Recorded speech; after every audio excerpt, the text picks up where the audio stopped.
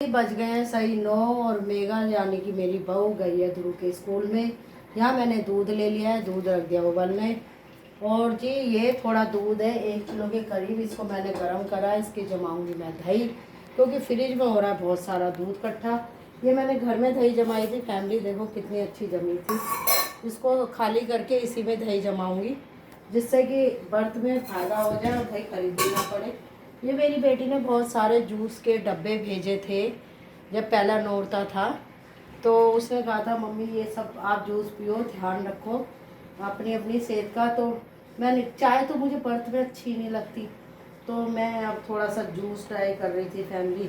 मैंने कहा चलो थोड़ा जूस ही पी लिया। जूस रखूँगी अब बाकी का फ्रिज में। और ये लिए थे फैमिली मैंने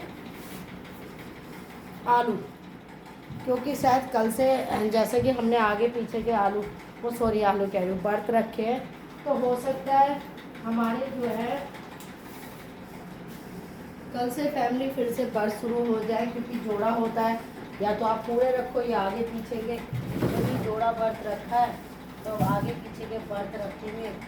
और सोच रही इसका मिर्च का डाल लूँ अचार फैमिली, तो ये धोके सुखाऊँगी और इसका डालूँगी अचार, क्योंकि खाने में मिर्च नहीं खाई तो क्या खाए। ये मिर्च शायद अचार वाली है, तो इनको अभी धो के मैं सुखाऊंगी और सुखाने के बाद फिर मैं भर के छोकूँगी। फैमिली एक पैकेट तो मैं बाद में बनाऊंगी, और पहले इस मिर्चों का कर लेती हूँ मुहूर्त। तो ये मैंने मिर्च सुखा दी हैं, और फैमिली इसको अच्छे से धो के, और इसको है ना बिल्कुल इसमें ज़रा सी भी नमी ना है, तो इसको इस तरीके से मैं फैला लूँगी। और इसको चीर के फिर फैमिली में इसका अचार डालूँगी। ये मेरी धूप में ये अच्छी सी हो जाएगी, रख दूँगी हाँ, और यहाँ लग जाएगी इनको धूप। फैमिली में तो थक गई, क्या करूँ, थकान हो जाती है। अब मेगा गई अनिका को लेके, तो सोच रही था थोड़ा सा जूस पी लूँ, सुबह से चाय भी नहीं पी।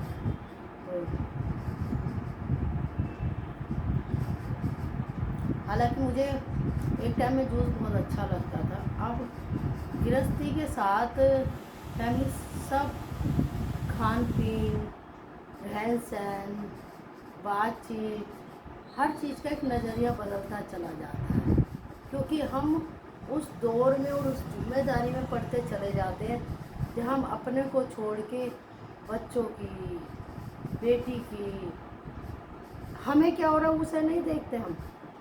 लेकिन बच्चों के साथ कुछ बुरा नहीं होना चाहिए, उन्हें हर रोज़ एक सीख देते हैं अच्छी।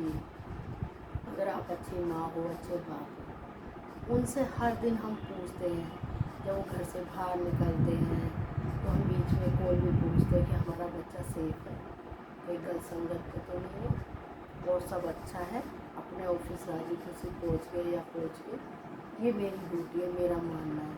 फिर जब बच्चे घर आते हैं तो फिर मेरी अपनी एक आदत है स्कूल टाइम से मेरे बच्चों के, फिर मैं सारी चीज़ें पूछती हूँ। अभी कल मेरा पोता स्कूल गया था फैमिली, तो अभी वो बोल नहीं पाता, बहुत छोटा बच्चा है, 2.5-3 साल का है। कुछ शब्द बोल लेता है, कुछ वो पकड़ता है, तो जूस भी पीते रहते हैं। तो मैंने उससे पूछा बेटा सब ठीक है, और आज नई क्लास थी, पहला दिन था, क्या करा तू? अम्मा अम्मा मैडम ऐ। उसको तो बड़ा बुरा लगा, क्योंकि 2.5-3 साल का बच्चा इतनी शरारत तो नहीं करेगा, जो भी साफ बोलना भी नहीं सीखा। मेरे को बड़ा गुस्सा आया, पर मैंने संयम करते हुए आज बहू को भेजा कि ये पूछ के आओ।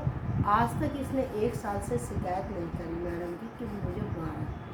आज पहले दिन में इसने शिकायत करी कि अम्मा क्या, तो ऐसे तेज मारा होगा जब तो बच्चे ने कहा।